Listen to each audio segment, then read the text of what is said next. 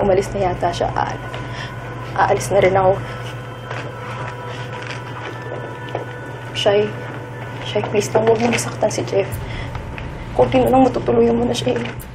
Oo na, sige na ako na bahala dito. Pero tandaan mo, Leslie, wala kang dapat ibang pagsabihan nito.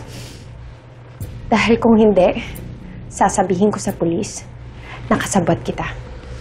Naintindihan mo? Sige na, umalis ka na. Sige na!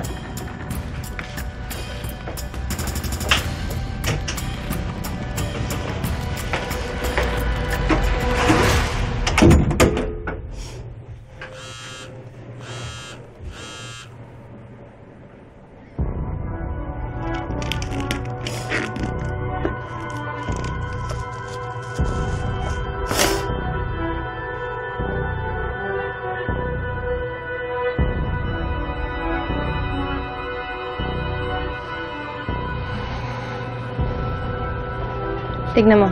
May mga message sa'yo si Jordan.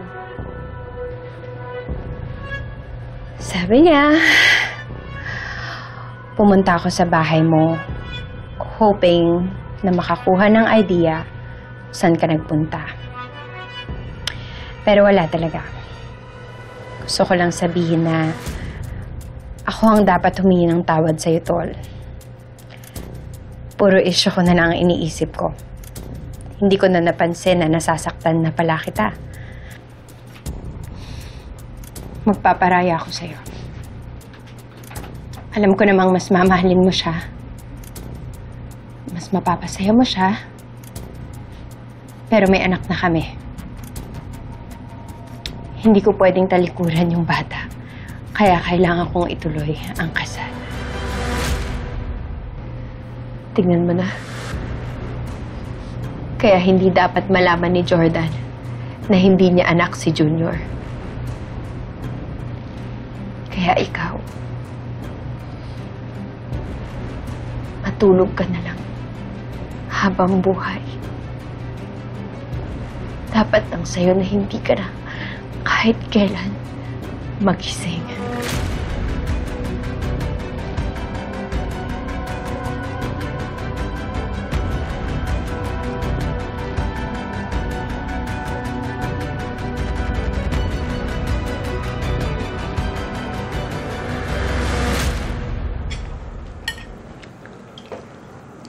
Oh, how is it, anak?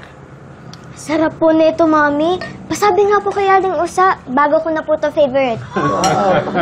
Teka lang, bagong favorite. Paano naman yung rainbow pancakes ko? Baka naman mamaya wala na yan sa favorite food list mo, Tori, ah. I know po, Mami. Number 1 pa rin po sa akin ang luto nyo.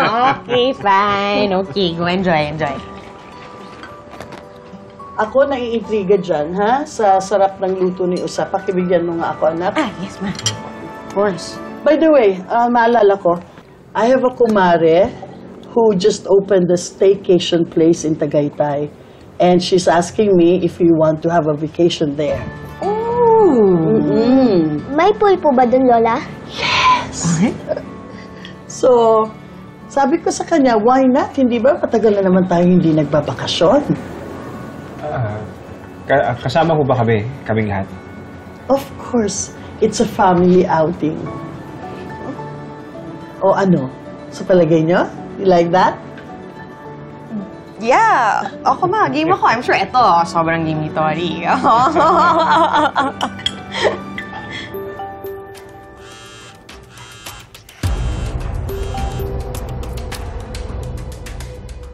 Sino si X?